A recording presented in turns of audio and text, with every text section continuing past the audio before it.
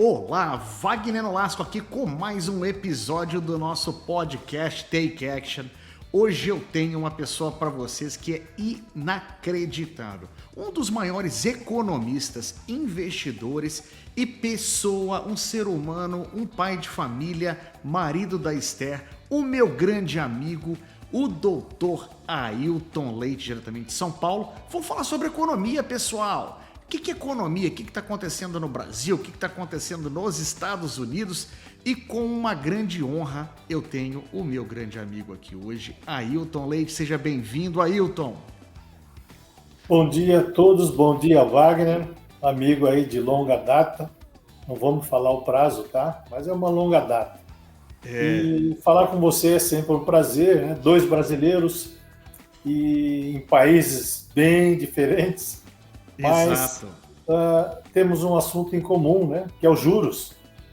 Vamos falar dele, né? O grande vilão, hein, Leite? Em economia, né, a gente sempre fala o seguinte: quando acontece alguma coisa, alguém chora e alguém ri. Você vai perceber quando estivermos falando, o juro sobe, tem gente que dá risada, fica feliz, e outros choram, né? Então, essa é a realidade da economia e é o que a gente vai falar hoje sobre os juros no Brasil, que nessa semana saiu a taxa Selic e na semana passada saiu a taxa aí nos Estados Unidos. O que os juros nos Estados Unidos, algum brasileiro fala, o que eu tenho a ver com isso? Tem muita coisa. Total. O mundo todo tem. Então, esse é os pontos que nós vamos tentar falar nesse rápido bate-papo, né? Porque senão é a conversa para um ano. Vamos lá. Meu amigo Ailton Leite, deixa eu só falar um pouquinho desse cara. Eu já fiz uma pequena introdução sobre você. O Ailton é uma das pessoas mais qualificadas e transparentes que eu conheço do mercado financeiro como um todo, gestor de fundos hoje no Brasil, qualificado com a CVM, marido de uma grande mulher, né, da Esther, e também de grandes filhas, né? Nós só temos meninas, né, Ailton? Duas. Só também tenho duas, então nós só temos mulher nas nossas vidas. Então nós somos muito abençoados. Queria agradecer mais uma vez por você. Vamos direto ao ponto? Ailton preparou uma apresentaçãozinha para nós hoje. Ele é um cara que ele faz mensalmente, ou cada vez que tem uma notícia grande no mercado financeiro, tanto do Brasil quanto do mundo, ele começa a fazer as resenhas que a gente recebe aqui. E depois eu vou deixar a dica para vocês. Se vocês quiserem, vocês podem também depois pedir a resenha e tenho certeza que ele vai compartilhar com vocês. Vamos lá, estou só aguardando agora pela nossa apresentação para que ela possa entrar aqui, para que a gente possa começar o nosso bate-papo de hoje. Vamos lá. Vamos lá. Podcast hoje é Brasil e Estados Unidos, né? Wagner Nolasco, sou o seu host aqui, e meu grande amigo Leite.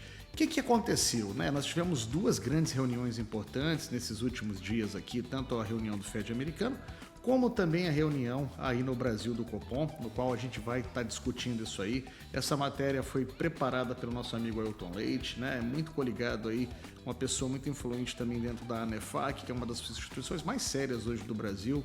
E aí, vamos lá. Segundo slide, por favor. Bom, então, Ailton, vamos lá. O que é isso aqui? O que a gente está vendo aqui? Eu vou tentar trazer isso aqui o mais básico possível para que as pessoas possam entender as diferenças Brasil e Estados Unidos. Mas e aí, Ailton, o que é isso, amigo? Olha, o Banco Central no Brasil, através do Boletim Focus, ele faz semanalmente uma divulgação de uma pesquisa que é feita internamente junto a 140 instituições financeiras, que são bancos, gestoras, consultorias, associações. E o mais importante é que são 140 instituições com ficha limpa, que estão atuando corretamente, devidamente registradas nos órgãos competentes. E perante essa pesquisa, eles fazem uma média do que as projeções para esses anos aí, o 2024 e uma olhada até 2027. São vários indicadores, mas eu sempre seleciono esses três, que é aquilo que mais nos afeta, que é a inflação. Então eu faço essa comparação antes e atual. O antes é da semana anterior. e o atual é da última sexta-feira e que foi publicado na segunda-feira. Sempre fecha um relatório na sexta e na segunda-feira sai a publicação, que é divulgado na imprensa. Então, a gente vê que a inflação, quando a inflação diminui, eu ponho uma setinha verde para baixo, que é positivo, que é aquela redução. E quando a inflação aumenta, eu ponho uma setinha vermelha, porque é negativo, não é bom. O PIB é a mesma coisa. Quando ele cresce, é uma setinha verde para cima, porque isso é bom, é positivo. E nos demais anos, aí você viu que a projeção não mudou, continua sendo de 2% do PIB. E a Selic, que vai ser a pauta da nossa conversa hoje, ela está começando a crescer. Na semana anterior, eles previam 9,5% a taxa no final do ano e já está em 9,63%, com crescimento previsto para 2026. Mas um lembrete, né? Em economia, o que a gente está falando agora de manhã, à tarde acontece alguma coisa, muda. Então, é algo que a gente usa essas projeções como um balizador, mas não pode ser uma coisa muito forte em tomadas de decisões. Tem que ter muito bom senso aí. Para a gente falar um pouquinho sobre juros e inflação, né, eu acho que eu e o Leite a gente pode concordar aqui é o seguinte, né? Tanto os governos do Brasil e dos Estados Unidos, onde a gente vai estar focando mais hoje, o intuito deles é diminuir, é reduzir a inflação para que a economia fique mais robusta, né? Uma inflação baixa, né, uma taxa de juros baixa, isso alimenta a economia, isso é uma gasolina, isso realmente é um fogo que a economia vai pegar para fazer um reaquecimento da mesma. Então todos os governos fazem isso. A desaceleração da inflação, da taxa de juros, a diminuição, quando é controlada pelo governo, isso é muito perigoso, porque isso pode causar uma recessão, né? Então a gente tem que tomar muito cuidado e acompanhar isso aqui, porque isso afeta tudo. Custo do alimento internacional, custo dos produtos de importação que você consome no Brasil. Existe realmente um custo real quando você vai no supermercado, que você compra um produto, que você vê o aumento disso aí. Vamos para o próximo slide, por favor? E ó, pé no freio, hein? O que está acontecendo no Banco Central, hein, Leite? A gente havia previsto aí dois grandes tópicos que foram falados, né, tentando realmente reduzir aí o histórico da taxa Selic. Alguns estavam votando por 0,5%, outros por 25 pontos percentuais, e acabou ganhando aí os 25 pontos percentuais nessa última reunião, né? E o que você acha sobre isso? O que você vê? Na verdade, os governos, né? Não vamos falar de política aqui, porque esse podcast nós não temos realmente uma opinião política, mas os governos normalmente de esquerdas, né, os mais socialistas, eles tendem realmente a querer desacelerar as taxas de juro realmente a economia, desculpa, não a economia, a taxa de juro, para que a gente consiga baixá-la mais rapidamente. Os governos de direita são mais precavidos, né? Eles sabem que a diminuição rápida da taxa de juros, ela pode ser catastrófica, porque ela pode causar um choque aí no mercado e principalmente na economia, causando realmente uma recessão. Você não pode frear muito rápido o ônibus, senão todo mundo vai para frente, fica aquela bagunça, né? E o que você tem visto aí, amigo? Pelo histórico nosso, toda vez que a queda da Selic foi forçada por influência política, foi desastroso, né? Exatamente. E essa independência que nós temos hoje do Banco Central facilita muito, porque o governo não consegue dar ordem, né? O presidente do Banco Central é independente. Isso é um fato muito bom, que é respeitado no Brasil todo. E sobre a inflação, desemprego e juros, no mundo hoje, existem dois grupos, duas tendências de economistas com opções diferentes. De um modo geral, quando a inflação sobe, o Banco Central tende a subir a taxa de juros. A taxa de juros subindo, ele inibe o consumo. O consumo cai. O consumo caindo, os preços de venda não adianta aumentar o preço, porque não está vendendo. Então, há uma tendência de queda nos preços, e com isso cai a inflação. Uma outra linha de economistas pensa um pouco diferente. Por quê? Porque quando os preços caem, a economia dá uma queda, vem o desemprego. Então, você acaba tendo um crescimento do desemprego e uma queda na inflação. Fica aquela pergunta, você prefere estar desempregado com uma inflação baixa ou trabalhando com uma inflação alta, com aquela dificuldade para pagar, para comprar, mas você está trabalhando, você está empregado. Então, hoje, já tem uma corrente muito forte que defende essa de preservar o emprego. Depois, vamos ver como é que cuida da inflação e dos juros. Mas a família trabalhando, tendo uma renda, ela tem uma situação muito diferente. Então, por enquanto, o que se prevalece é esse combate da inflação através da taxa de juros. E a nossa inflação está caindo, a gente vai ver aí mais para frente, mas a queda de juros já não está sendo tão forte como se previa, porque a economia global está de forma diferente e aí entra o impacto dos juros nos Estados Unidos. Nós vamos ver mais para frente os juros dos Estados Unidos, como isso nos afeta. Perfeito. Vamos para a próxima, então. Bom, de uma forma bem transparente, são 9 membros da diretoria do Copom, né? E ficou muito claro que pela primeira vez foi bem dividido. 5 que optaram por um corte menor são diretores que já estavam no Banco Central e não foram nomeados pelo atual presidente. E os 4 que foram nomeados pelo atual presidente votaram por uma taxa maior. Uhum. Tá? Isso daí, o que está acontecendo agora? Está um zoom na economia muito grande. Por quê? Porque o atual presidente, que é muito respeitado, já tive chance de conversar com ele em eventos, e ele permanece até o final do ano, o mandato dele. Então, no ano que vem já vai ter um novo. E está se falando muito no mercado do Gabriel Galípolo, não sei se vai ser, que seria um novo presidente. E ele é uma indicação do atual presidente. E fica aquela dúvida. Se de fato ele for o novo presidente, ele vai ser influenciado pelo atual governo ou ele vai atuar de uma forma independente? Esse ponto de interrogação faz com que deixa muitos investidores com o freio de mão puxado. Exato. O ponto de interrogação do que vai acontecer inibe os investidores. Então, se alguém pensa em fazer algo e vamos fazer ali, com essa indefinição, os investimentos são postergados.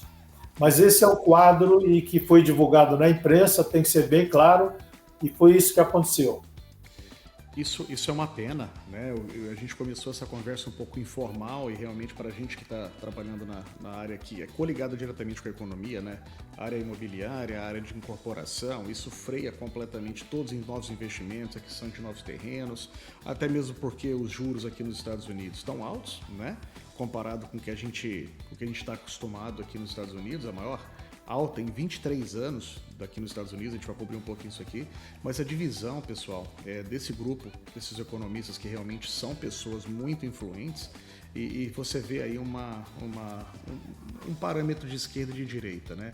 Uma desaceleração brusca da economia, ela ajuda realmente a você reaquecer a economia, mas ao mesmo tempo você pode causar uma recessão muito forte quanto a isso.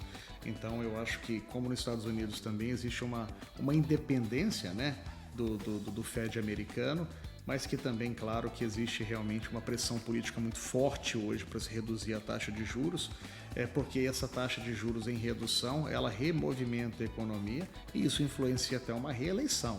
Então é bem importante a gente lembrar que, mesmo sendo independente, o que esses membros do Copom, o que esses membros aqui do Fed americano fazem, interferem diretamente até com resultados da própria eleição presidencial, tá? Que nesse ano vai ser aqui nos Estados Unidos, hein? Vamos para o próximo, por favor? Vamos ter 2 efeitos. Esse político aí, porque quem vai ser o novo presidente? E aqui no Brasil tem as eleições para prefeitos das capitais, da cidade, prefeito. Isso também movimenta a economia, porque vai ter muito gasto com político, com campanha. E não é gasto com educação, com infraestrutura, é um dinheiro que não gera nada para a economia. E isso também é uma situação bastante complicada aqui. Bom, como você comentou aí, Wagner, na reunião do Fed de vocês da semana passada, que são 2 dias sempre, a gente vai ver o calendário mais para frente, 30 de abril e 1º de maio, foi mantida a taxa de juros de 5,25 a 5,5 ao ano e mantida também a inflação. Então, veja bem, essa taxa de juros nos Estados Unidos, você depois queria até que você comentasse o que acontece aí, mas do nosso lado aqui, ela influencia, porque eu vou comentar num outro quadro, mas já fazer um rapidinho. O investidor, de um modo geral, ele é alguém desconfiado e arisco. Quando ele vê uma taxa de juros alta num país de primeira economia robusta e em dólar, ele prefere pôr o dinheiro aí, ganhar um pouco menos do que deixar num país emergente com uma taxa um pouco maior. Só que quando essa diferença da taxa que é maior começa a diminuir, ou seja, à medida que a taxa Selic for diminuindo e a diferença com o juro dos Estados Unidos for pequeno, o dinheiro todo vai embora para os Estados Unidos. Exatamente. E essa saída de dinheiro, ela provoca uma corrida para comprar dólar para mandar para os Estados Unidos. Essa procura por dólar, a procura maior que a oferta, aumenta a taxa de câmbio. Quando aumenta a taxa de câmbio, todos os produtos no Brasil que são importados em moeda estrangeira são prejudicados, o preço aumenta e vai aumentar a inflação. Então, olhando para os Estados Unidos, a gente fala que quando a economia espirra, a gente pega a gripe aqui. Na verdade, né, o rio sempre corre para o mar, né, Leite? A gente sempre fala isso. E a verdade é realmente que a economia, o Fed americano, ele é corresponsável por quase que realmente a economia global, né? Hoje você pode fazer uma análise muito fria aí dos países do euro também, sendo que alguns estão em fases muito críticas realmente financeiras, sendo que realmente a Alemanha, sendo um dos países principais aí econômicos, né, desse pool aí de países, hoje é uma força ainda que alimenta um pouco essa moeda, mas você vê que realmente há uma decadência muito grande dos países do euro, né, que era uma segunda opção para uma moeda mundial global, né, para trocar o dólar, e acho que essa foi a ideia principal da criação do grupo do euro, e realmente não deu muito certo. Então hoje nós não temos uma moeda tão forte como o dólar, realmente o mercado internacional, principalmente o mercado de commodity, ele é dolarizado, que influencia. Então o dólar estando caro, né, o dólar tendo realmente uma procura muito grande pela aquisição e uma pouca oferta no mercado, o preço sobe, o preço dos alimentos sobe, de commodity sobe, do petróleo sobe, enfim.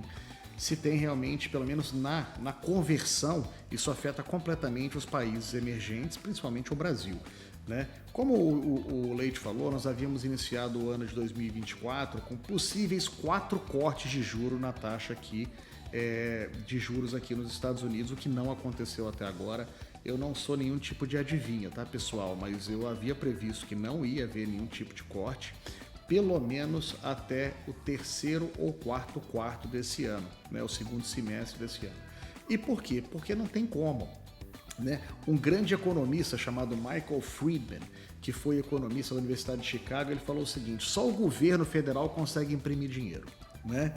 Então, assim, o que acontece? O que tem acontecido nos Estados Unidos que não tem ajudado as taxas de juro e realmente a inflação ser reduzida? Bem, primeiro, né?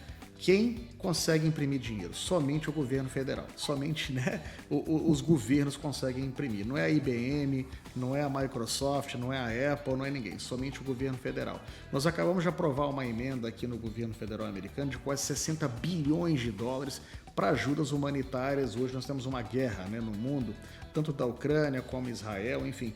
Então, hoje nós temos feito esse tipo de auxílio, até mesmo porque nós somos cobrados mundialmente por isso, né? Os Estados Unidos é cobrado por isso. E quanto mais se imprime dinheiro, maior realmente se torna esse problema do endividamento público. O endividamento público vai ter que alguém pagar essa conta. O Biden, inclusive, já chegou a mencionar, talvez para o próximo ano fiscal, um aumento gigante dos impostos aqui nos Estados Unidos para a classe média e alta, que isso aí vai gerar um grande problema, na minha opinião, para a reeleição dele, mas a gente não está aqui para julgar, só para comentar. E eu acho que é o seguinte, pessoal, nós passamos de 1,7 trilhões de dólares, né, de moeda corrente no mercado internacional para 2,4 nos últimos anos. Então nós tivemos uma impressão de moeda nos Estados Unidos gigante. Que isso é muito, muito ruim para o mercado americano. Mas vamos lá, se está ruim aqui, se as taxas de juros estão altas, né, a nossa meta é 2%, é a meta da inflação, e hoje nós temos aí uma inflação entre 5,25 e 5,5%, pessoal, não tem jeito. As coisas vão demorar um pouquinho mais para se ajustar, mas vão se ajustar. E aí a gente vai falar para você depois o que a gente acha que pode ser feito para poder tentar preservar um pouquinho mais a moeda, o capital, as reservas de vocês também. Vamos para o próximo, por favor? Vamos lá. Eita danada, hein, Leite? E aí? Vamos lá.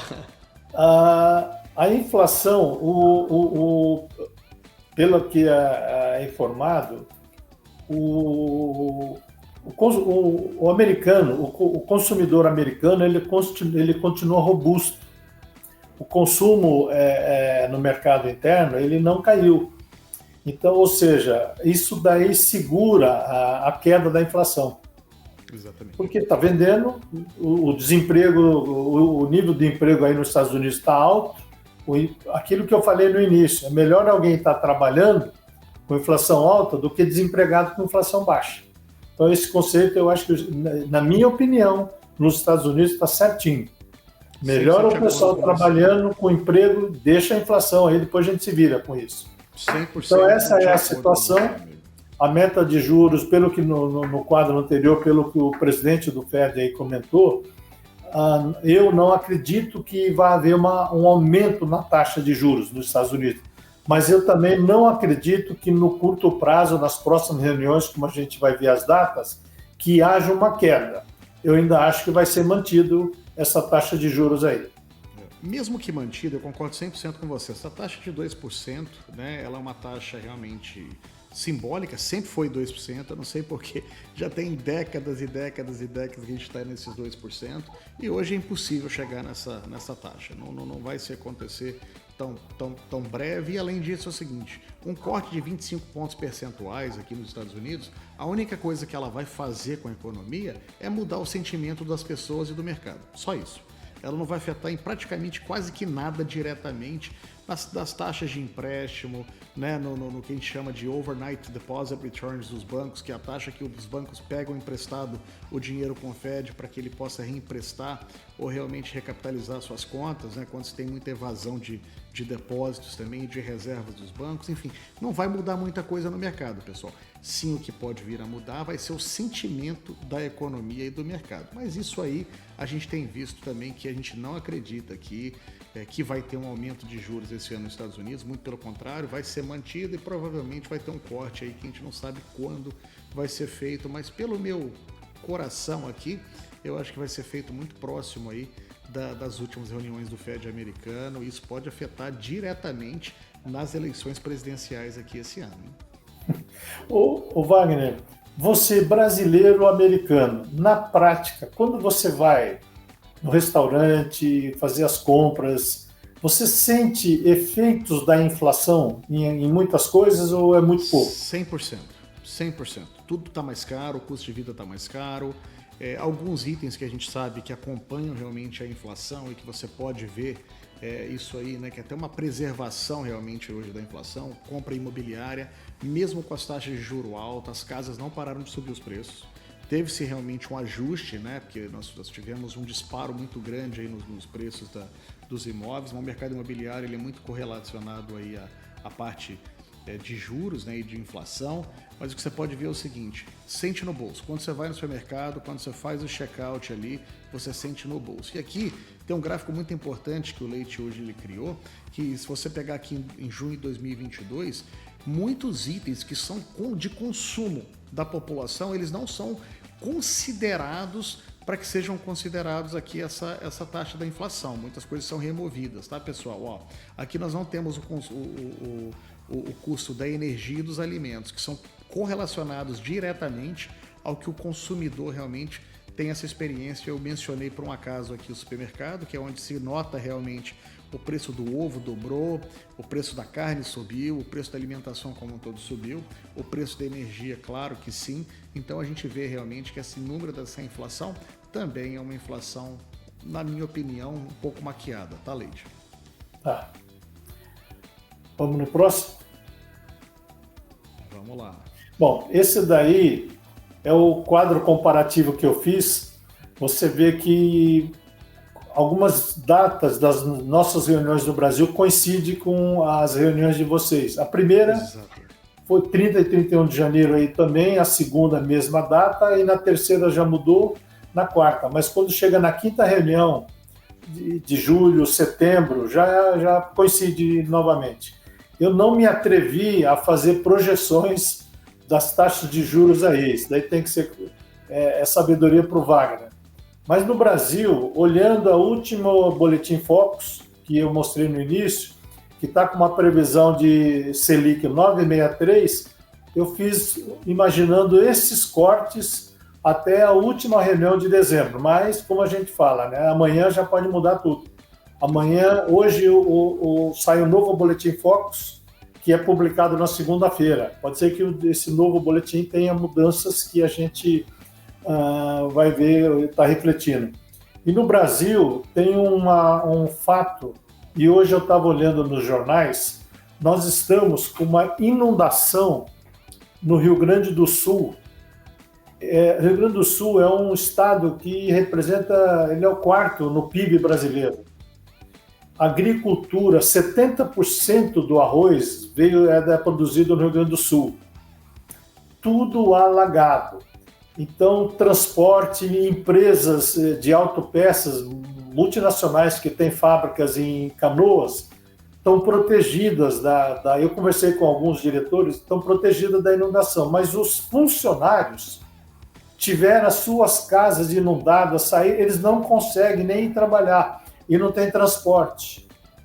E está se falando que vai chover mais e isso vai aumentar. Então, ninguém está conseguindo fazer uma previsão de quanto tempo ainda vai durar e quanto tempo vai demorar para se reconstruir, seja as obras públicas, que é o governo, mas e as pessoas físicas que perderam a casa? E pode ser que não tenha emprego. Então, o horizonte dessa situação, ele está horrível. Mas isso vai afetar o nosso PIB? Vai afetar. Empresas do setor de construção civil vão ter muita coisa para vender, para fazer, para construir. Mas será que quem perdeu tudo vai ter dinheiro para construir a casa? Perdeu tudo.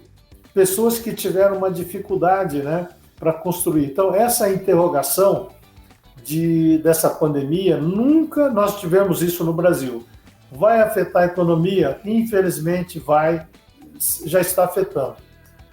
Pode ser que daqui a um mês a gente já consiga ter uma ideia efetiva de como isso já está impactando e como vai impactar a nossa economia.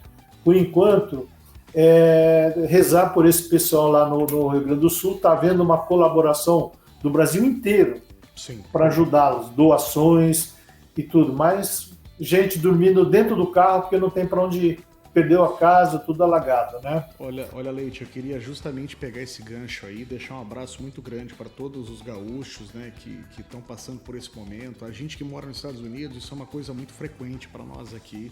Nós temos um pouco mais de infraestrutura, nós temos o FEMA aqui, que é um órgão federal que ajuda realmente na realocação, na questão de habitação, quando acontece esse tipo, aqui está tendo nos Estados Unidos muitos tornados, né? Principalmente naquela região ali do Tornado Alley, ali em Oklahoma, enfim. Então a gente as orações nossas estão com vocês aí, pessoal do Rio Grande do Sul, e que Deus abençoe muito vocês e suas famílias aí. Mas realmente é um fato inesperado, é um fato que para o mercado na área de construção civil o governo federal vai ter que intervir, vai ter que criar novos budgets para isso, porque assim, vai ter que ser feita uma reconstrução quase que no estado inteiro, né? Desde a parte rodoviária, da parte de infraestrutura, da parte de esgoto, saneamento e da parte residencial mesmo. Então, voltando aqui um pouquinho da taxa de juro, nos Estados Unidos a gente não prevê grandes quedas. O máximo que pode acontecer, na minha percepção desse ano, vai ser 50 pontos percentuais de queda, que eu não creio que isso possa vir a acontecer, a não ser que a gente tenha um cenário muito diferente aí, talvez realmente uma nova expectativa, uma nova reeleição presidencial. Isso pode fazer com que a economia mude, porque um governo, né, de direita e um governo de esquerda tem dois como que eu te digo assim, tem duas pautas completamente diferentes de atuação, e isso vai gerar realmente uma nova reanimação nos investidores, nas grandes empresas, no reinvestimento, na recontratação, no aumento realmente de gastos aí de reinvestimento. Então isso pode ser que mude, mas não creio que vai ser mais 50 pontos percentuais hoje de queda na economia americana. Vamos chegar na meta da inflação? Não, não vamos. 2% é irreal, esse ano não vai acontecer e pode ser que tudo mude, como o meu amigo Leite falou, mas eu não creio que isso vai acontecer, pessoal. Então a gente vai ver uma estabilidade muito grande. Também não creio que vai ter aumento. Então, eu tenho um desafio para você, Wagner. Vamos lá. No próximo podcast nosso, que vai ser provavelmente depois do dia 19 de junho, quando sair a Selic, já saiu aí, esse quadrinho da direita aí eu vou pedir para você preencher. Olha, pode copiar e colar tudo aí, Leite. Você vai pôr as projeções até o final do ano. Quero ver vamos como lá, é que vamos colocar, vamos brincar com isso aí que eu acho que vai ser legal. Eu vou colocar, a minha única alteração que eu faria hoje nesse quadro seria talvez para os meses de novembro e dezembro aqui. Tá. Mas no próximo podcast fique ligado que eu vou escrever as minhas projeções.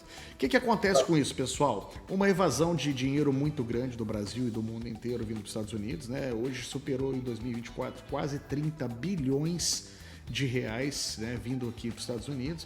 E claro que com essa evasão de moeda precisa ser aquisição do dólar, e aí tendo mais procura do que oferta, claro que você vai ter um aumento do dólar. Então, na minha opinião, o dólar vai ficar estável por agora, mas existem grandes economistas aí, acho que o Leite talvez tenha uma divergênciazinha nisso aí, mas eu acredito que o dólar vai subir se as economias continuarem nesse segmento aí até o final do ano, devido à alta procura da moeda. Nada que vai mudar muito maior do que a gente está prevendo aqui, mas a grande procura mundial do dólar, ela vai realmente afetar no custo da moeda. O que você acha, meu amigo? Olha, aqui vai afetar com certeza, o governo já está anunciando que ele vai ter que importar o arroz, mas numa quantidade muito grande. E essa importação, tudo que a gente fala de importação, o dólar interfere. Então, é um volume muito grande de compra de moeda para pagar a importação, a taxa do dólar vai subir e a inflação nossa, com certeza, vai ser afetada, principalmente no setor de alimentos. E junto com isso vem o transporte também, porque vai ficar muito difícil. Lá no sul tem região que não tem mais combustível, não tem energia. Puxa vida. O tempo de recuperação é um ponto de interrogação. Isso que você comentou realmente aconteceu e é o que está registrado aí. Eu acho que nós vamos ter um crescimento da taxa do dólar e vamos ter um crescimento da inflação. No Brasil, você diz, né? Aqui no Brasil, por conta disso daí que está acontecendo. Eu concordo, e eu acho que o mercado americano vai ficar estável até o final do ano aí, talvez com o máximo de 50 pontos percentuais aí de variação até o final do ano. Claro que eu acho que um dos maiores fatores vai ser realmente a economia americana, mas eu acho que a percepção da reeleição nos Estados Unidos vai movimentar muito, muito, muito a economia esse ano. Próximo, por favor. Bom, vocês conhecem bem esse economista, né? A gente falou que ele tinha uma bola de cristal, porque a previsão dele que aconteceu em 2008 com a queda do Lehman Brothers, e ele comenta que os juros de 10 anos nos Estados Unidos vai continuar em 5%. Isso é uma má notícia para o Brasil, por todos os motivos que a gente comentou. Exatamente. E você estava nos Estados Unidos quando houve a queda do Lehman Brothers, né? Eu estava aqui, eu participei de duas grandes quedas aqui nos Estados Unidos. A primeira foi em 2001, quando nós tivemos o 11 de setembro, que foi realmente um pânico aqui, né? Não foi nenhum problema realmente do mercado financeiro, mas foi realmente uma parada na economia, um caos aqui nos Estados Unidos, né? Que o mundo inteiro sentiu. Foi o September 11 de 2001, depois veio a crise de 2008, a quebra da Lehman Brothers, e que na verdade ocorreu, na minha opinião, isso já foi comprovado, nós não tivemos uma crise imobiliária. Todo mundo fala que nós tivemos uma crise no mercado imobiliário, nós tivemos uma crise no mercado de hipotecas imobiliárias, pessoal, é bem diferente, tá? Que realmente a falta de compliance, a falta de oversight, de regulamentação, para os mortgages, para as hipotecas, foi o que causou essa grande queda aí no ano de 2008. Eu estava aqui, então sou sobrevivente de algumas crises, né, Leite? E aí para finalizar, ainda veio o Covid. Exato. Então, não vou falar quantos anos eu tenho, pessoal, mas eu te falo uma coisa, isso traz uma bagagem muito grande pra gente, porque a história se repete, né? O povo que não conhece sua história, ele vai 100% repetir o mesmo erro. Então, eu concordo com ele, eu acho que o Rubini falou isso e eu concordo que vai realmente ficar nesse patamar aí de 5%. O máximo que pode acontecer, na minha opinião, é realmente alguma coisa correlacionada às eleições americanas, como nós dizemos, tá? Próximo, por favor. Eita, a economia dos Estados Unidos desacelera no primeiro trimestre, mas a inflação volta a subir. O que está acontecendo, pessoal? Hoje o endividamento público americano é muito grande, as empresas de cartões de crédito, que para mim são quase que mafiosas hoje, cobrando juros permitidos por lei de 29% ao ano. Hoje estão no estado de Norte Dakota, né? Então hoje o endividamento individual nos Estados Unidos é o maior de todos os tempos, né? Isso é uma coisa muito preocupante, porque o consumo está muito quente, está muito forte, a desaceleração ela tem ocorrido, mas não suficiente para que a gente consiga baixar as taxas aqui nos Estados Unidos. Então, a inflação volta a subir, o PIB nos Estados Unidos desacelera um pouquinho. Isso são notícias ruins para o mercado americano, mas ao mesmo tempo a gente tem uma economia muito robusta e o que o Leite falou, enquanto se tem emprego, se tem o consumo, tudo vai se resolver. A inflação não é nada alarmante como nós chegamos aí nos anos 70 aqui nos Estados Unidos, que nós chegamos a 20%. Então isso não vai acontecer. Você que está no Brasil aí esperando, eu vou comprar na próxima queda imobiliária, os Estados Unidos vai implodir novamente. Pessoal, olha, eu acho que na nossa vida, no nosso tempo hábil aqui que Deus permite nessa terra, talvez a gente não consiga ver uma grande nova crise aqui não. Então, quem comprou em 2008 comprou. Eu não vejo grandes oportunidades imobiliárias com descontos que as pessoas estão procurando vindo por aqui não, Leite. O que você acha, meu amigo? Olha, não tenho essa vivência sua de 24 horas nos Estados Unidos, a gente acompanha as coisas à distância, e alguns amigos brasileiros, né? Tem um amigo brasileiro da minha época de auditoria, que é diretor de um banco em Nova York, ele já está, acho que no mesmo tempo que você aí. E a gente conversa sobre isso, né? E para me entender um pouquinho mais sobre a visão dele, ele não está lendo, ele está vivendo, né? Exato. E sempre eu vejo que as decisões nos Estados Unidos, elas saem mais, e às vezes eu já acho que já saem com mais sabedoria, com mais técnica e muito pouco envolvimento político. Isso dá uma certeza, uma garantia, que foi aquele comentário do Rubini, que prejudica os emergentes que não cuidam. E na hora da crise, eu falo o seguinte, você mora num bairro e choveu forte, pedra de gelo caiu no bairro inteiro. As casas que estão mais fortalecidas e preparadas têm pequenos danos, mas seguem em frente. As casas que estão muito fracas, telhado de vidro, então quebra tudo e coloca. Então, quando vem uma pandemia, Covid, quando vem algo que é um pouco geral, quem está fraco paga a conta e, às vezes, para levantar é demorado. Exato. E quando a gente olha os Estados Unidos, que a gente sempre fica olhando o exemplo, né, é uma economia forte e qualquer diferença que acontece aí, os emergentes levam desvantagens. Então, o PIB americano de 1,6 no primeiro trimestre desse ano, e eu acho que ele vai crescer. Isso daí facilita muito quando você tem negócios com os Estados Unidos, que não vai afetar a sua atividade. Mas quando você tem negócio com outros países envolvidos em guerra, ou sua clientela está toda no Rio Grande do Sul, ou grande, você vai ter um problema aqui. Então, essa situação dos Estados Unidos, eu dou os parabéns para vocês. Olha, eu acho que o Brasil é um país maravilhoso. Nós somos o celeiro do mundo, a gente produz alimento para o mundo inteiro. Nós temos um dos maiores aquíferos, né, de água potável do planeta. Então, assim, eu acho que o que eu ainda não consigo entender, eu sou de Espírito Santo, grande produtor de minério de ferro, né? como é que a gente exporta o minério de ferro e importa o ferro? Isso para mim não entra na minha cabeça. Então eu acho que enquanto nós não tivermos uma cabeça um pouco mais aberta realmente para agregar valor aos nossos produtos e às nossas pessoas, os Estados Unidos vai estar sempre na frente, pessoal. Então assim, o que acontece? Hoje o dólar está forte, o mercado americano está forte, e o que tem visto, o que a gente tem acompanhado é que realmente há uma diversificação de portfólio muito grande, proteção patrimonial, diversificação de investimentos, né, até plano de sucessão, né, porque há uma potencial aí, cogitação realmente que altere isso aí também no Brasil. Então, o PIB vai continuar crescendo, eu acho que a inflação vai se nivelar, não vai ter grandes perdas aí para o mercado americano, mas os mercados emergentes vão demorar muito mais para se recuperar nesse âmbito como um todo. O próximo, por favor. Bom, para a gente encerrar, essa é o grande desafio para os empresários, diretor financeiro das empresas, não aqui no Brasil, no mundo, porque nós estamos vivendo um ambiente global de guerra. Israel começou com uma coisinha lá, invadir uma festa, e olha como nós estamos. E não tem nenhuma visão de quando vai terminar. Ucrânia se falava que ia ser uma guerra de 1 mês, 2 meses, quanto tempo já tem? Anos. E como é que vai terminar? Se o Reino Unido mandar armas para lá, o Putin diz que vai bombardear o Reino Unido. Então, esse ambiente global, juros altos, que nós acabamos de falar do Brasil e Estados Unidos. Imagina a Argentina, então, que é um parceiro comercial muito forte no Brasil. Então, os juros altos e a inflação ainda alta de uma forma global,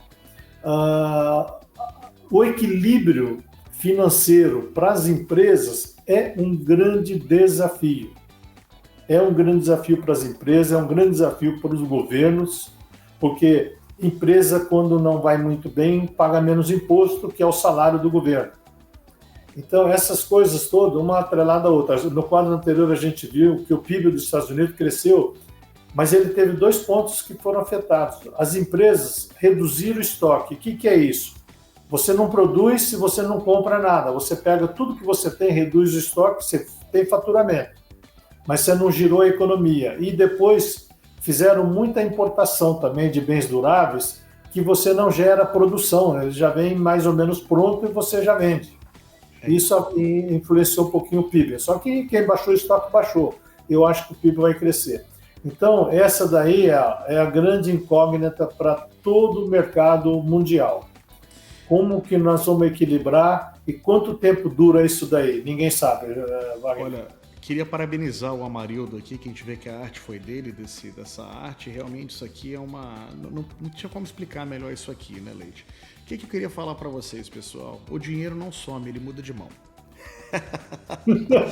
Fique atento, o dinheiro não evapora, ele muda de mão. Vou falar um pouquinho sobre o México, que é um país que eu tenho me atentado bastante, tenho grandes amigos chineses até vindo abrir fábricas aqui no México hoje, porque nós temos um acordo internacional, como vocês têm o Mercosul no Brasil aí, com países associados, nós temos o NAFTA aqui nos Estados Unidos, que é os Estados Unidos, Canadá e México. Então o que tem acontecido hoje aqui? Nós temos o livre imposto entre esses 3 países, grandes empresas da China têm visto uma redução muito grande de aquisição de produtos chineses e realmente foi um histórico, bateram recordes aqui as importações mexicanas para os Estados Unidos. Fica a dica para vocês aí que hoje a gente vai ver muito mais produtos sendo produzidos com baixo custo no México, sendo importados para os Estados Unidos. Outra coisa que é bem importante também, muito cuidado com os investimentos, aonde você vai colocar seu dinheiro, você vai ter liquidez, você vai ter segurança. Nesses períodos, né, o que está acontecendo? O mercado, por exemplo, imobiliário no Brasil, de construção civil, vai bombar. Nós temos uma catástrofe natural que vai ter que ser reconstruída. Empresas para fazer a parte de infra. Então, assim, fique ligado nessas pequenas dicas que a própria televisão, os jornais te mostram diariamente. Mas vamos lá, como atingir equilíbrio? Pessoal, hoje é difícil, tem que diversificar, né? Não coloque todos os seus ovos numa cesta só, dolarize parte do seu patrimônio, se você é uma empresa, se você é um fundo, se você busca investimentos internacionais com rentabilidade, pelo menos na minha opinião, em dólar, que hoje ainda é uma das moedas mais fortes. Agora eu vou deixar uma dica para vocês, eu não sou financial advisor, mas eu achei esse produto aqui há muito pouco tempo, e eu queria falar para vocês o seguinte... que é mais seguro hoje, o investimento mais seguro hoje nos Estados Unidos? Na minha opinião, é Treasury Bonds. Se você for falar, né, são títulos do governo federal americano. E existe um título que ele se chama, na verdade, TIPS. Quer ver? Vou até falar para vocês aqui, ó. Dá uma estudadinha nisso aqui, chama Treasury Securities TIPS, Treasury Inflation Protected Securities, nos quais seus títulos do Fed americano, eles são reajustados pela inflação.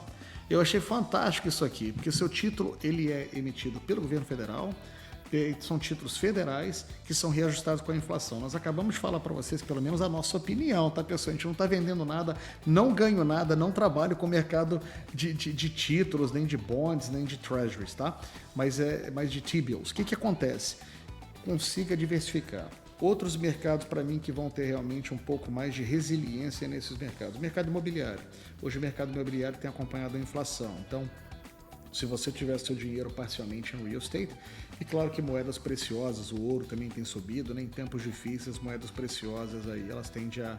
Aí eu não falo para você comprar um brinco, tá? Se a sua esposa pedir um brinco, isso não é um investimento não, tá, pessoal? Então, assim, compre moedas preciosas. Eu tenho uma diversificação em moedas, mas eu tenho uma diversificação muito grande também na área imobiliária, e hoje eu achei o TIPS, que são esse tipo de treasuries que são muito legais e reajustados pela inflação. Diversifique, proteja seu patrimônio, dolarize parte do seu patrimônio, tenha realmente na sua cabeça que esse mercado de instabilidade, principalmente eu acho que na questão de guerra, de juros e de inflação, não está aqui por pouco tempo. A gente tem no mínimo aí de 6 meses a 1 ano ainda para poder navegar esse território aí com muitas bombas aí, surpresas. Olha, Leite, vou finalizar aqui porque a gente já está se estendendo. Deixa eu só explicar uma coisa, voltando naquele quadro, que muita gente não sabe o que é, aquele dragão no desenho, ele representa a inflação. E aquela corda que ele está subindo é o crescimento da taxa de juros, junto com fogo e inflação, tudo isso junto. Então esse dragãozinho aí é a inflação, tá bom? Olha, pessoal, inflação, corda bamba, aumento de juros e muita bomba. Durmam com isso daí. Durmam com isso daí. Nós vamos voltar agora em junho com a nova reunião do Copom e do Banco Central, do Fed americano, né? Vamos ver o que vai acontecer. Meu amigo Leite, obrigado por compartilhar esse conhecimento tão vasto comigo, com todos as pessoas que acompanham o nosso podcast aqui. Um forte abraço em casa, na sua esposa, que é maravilhosa, nas suas filhas, e muita, muita, muita paz. Que Deus abençoe. E mês que vem a gente está aqui, né, Leite? Com certeza. Wagner, muito obrigado, prazer em revê-lo, estar sempre falando com você. Tenha um bom fim de semana aí. Um abraço a todos. Fica com Deus. Um beijo no coração de todos vocês. Se preparem. Fique ligado no nosso podcast. Leiam, pessoal. Busquem informações. A informação está aí disponível para vocês. Deixa eu só falar. Se você quiser receber a resenha do Leite, ele faz essa resenha geralmente semanalmente, mensalmente, depende das notícias do mercado financeiro. Mande uma mensagem para nós aqui. Eu vou pedir para ele incluir vocês na resenha. Forte abraço. Fiquem com Deus. Que Deus abençoe. Até a próxima. Abraço a todos.